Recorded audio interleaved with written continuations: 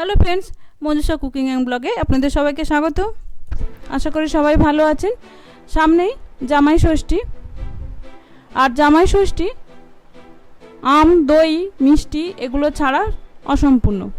তাই ভাবলাম এমন একটা রেসিপি শেয়ার করি যাতে এই তিনটে জিনিসই আছে। সেরকমই একটা রেসিপি হলো আম দই।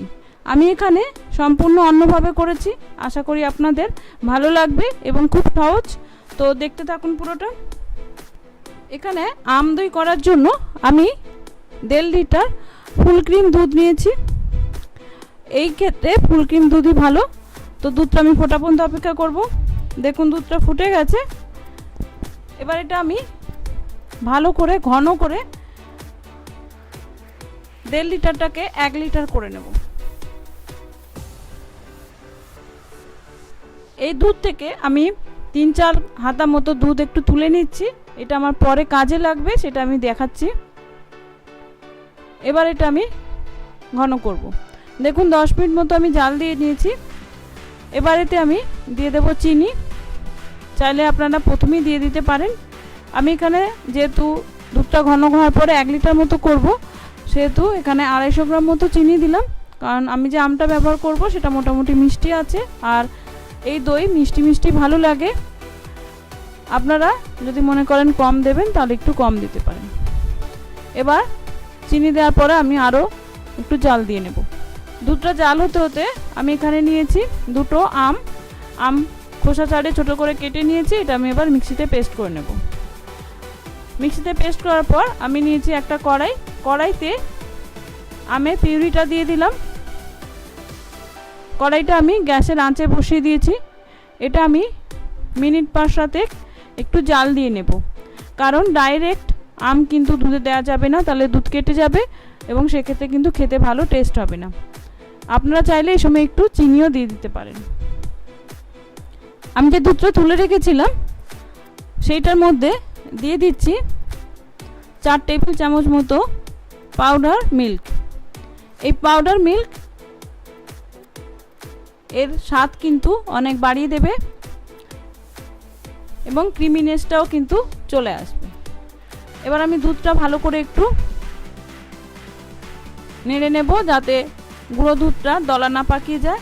গুঁড়ো দুধ কিন্তু কখনোই ডাইরেক্ট গরম দুধে দেবেন না। দেখুন এইদিকে আমটাও কিন্তু জাল দেওয়া হয়ে গেছে, অনেকটা কিন্তু শুকিয়ে গেছে। যতটা পাতলা ছিল ততটা কিন্তু পাতলা নেই এবং আমের কালারও কিন্তু চেঞ্জ হয়ে গেছে।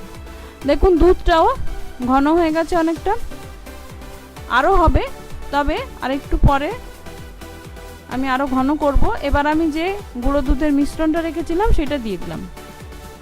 এটা দেওয়ার পরেও আমি আরেকটু জাল দিয়ে নেব। যত ভালো দুধ ঘন হবে তত কিন্তু দইয়ের টেস্ট ভালো হবে। দেখুন দুধটা ঘন হয়ে 1 লিটার মতো হয়ে গেছে। এবার এটা আমি ঠান্ডা করে নেব, তবে একদম ঠান্ডা কিন্তু না, কুসুম গরম থাকবে সেরকম। এবার আমি একটা পাত্রে টক দই নিয়ে নিচ্ছি। আমি এখানে 150 গ্রাম মতো টক দই নিয়েছি। এবার দইটা আমি একটু ভালো করে ফুটিয়ে নেব যাতে দুধে দিলে ছেড়ে ছেড়ে না যায়।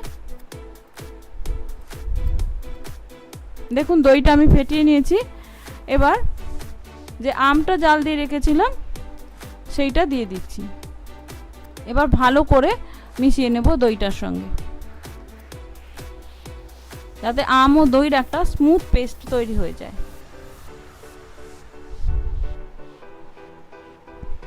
দেখুন কালারটা কিন্তু খুব সুন্দর।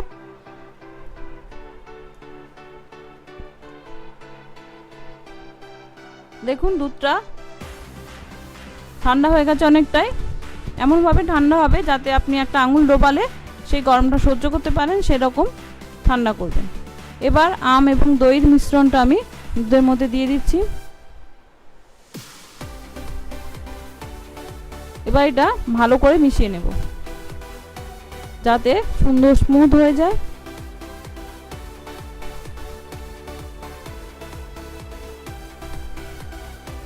দেখুন সুন্দর স্মুথ হয়ে গেছে। দুধটা কিন্তু অনেকটা ঘন হয়ে গেছে, কালারটাও কিন্তু খুব সুন্দর এসেছে। এভাবে ভালো করে ফেটিয়ে নিতে হবে। এবার আমি একটা এরকম মাটির হাঁড়ি নিয়েছি ছোট।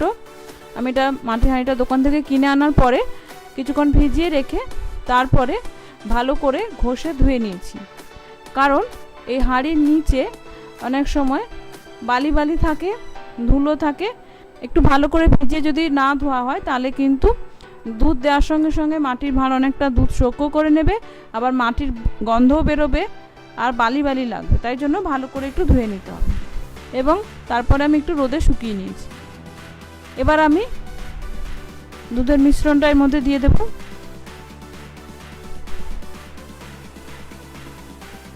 আমি যতটা দুধ করেছি এটা কিন্তু পুরোটা ধরবে না, তাই আমি আবার একটা এরকম একটা ছোট্ট হাঁড়ি নিয়েছি, তাতে দিয়ে দিচ্ছি। এবার আমি এই হাঁড়ির মুখ দুটো এভাবে ফয়েল পেপার দিয়ে মুড়ে দেব। সুন্দর করে মুড়ে দিতে হবে যাতে কোথাও কোনো ফাঁক না থাকে। দেখুন সুন্দর মুড়ে নিয়েছি আমি। এবার একটা কড়াই নিয়েছি, কড়াইতে কিছুটা জল নিয়েছি, কড়াইটা আমি গ্যাসে বসিয়ে দিয়েছি।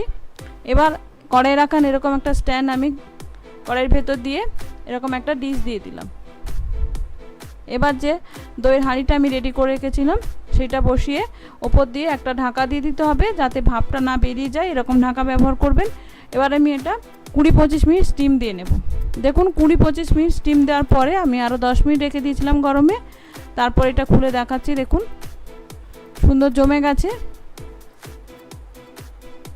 এবার এটা আমি ফ্রিজে রেখে দেবো 2 ঘন্টা 2.5 ঘন্টার মতো, কারণ মিষ্টি দই ঠান্ডা ঠান্ডায় কিন্তু ভালো লাগে। দেখুন বন্ধুরা 2 ঘন্টা পরে দইটা আমি বের করে এনেছি ফ্রিজ থেকে। কত সুন্দর জমে গেছে, হাত থেকে ছেড়ে আসছে, মনে হচ্ছে যেন কি বলবো সর মতো। এবার আমি ছোট হাঁড়িটা থেকে আপনাদের কেটে দেখাবো যে কতটা সুন্দর জমেছে।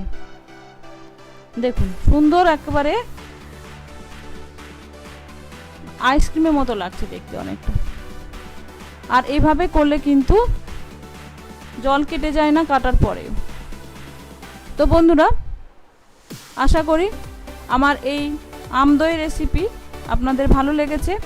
সময় হাতে না থাকলে এইভাবে করতে পারেন, অনেক ভালো হয়, খেতেও কিন্তু খুবই টেস্টি হয়, খুবই ক্রিমি হয়, এত রিচ খেতে হয়, এত টেস্টি হয়, দোকানের স্বাদকে কিন্তু হার মানিয়ে যাবে।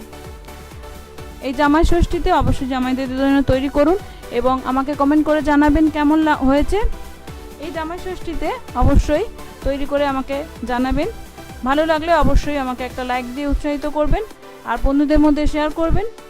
আমার চ্যানেলে এখনও বন্ধু হয়ে না থাকলে সাবস্ক্রাইব করার অনুরোধ রইল আর বেল আইকনটি প্রেস করে দেবেন আমার এরকম নিত্য নতুন রেসিপি সবার আগে পাওয়ার জন্য। নমস্কার, ধন্যবাদ, ভালো থাকবেন। দেখা হচ্ছে নেক্সট ভিডিওতে।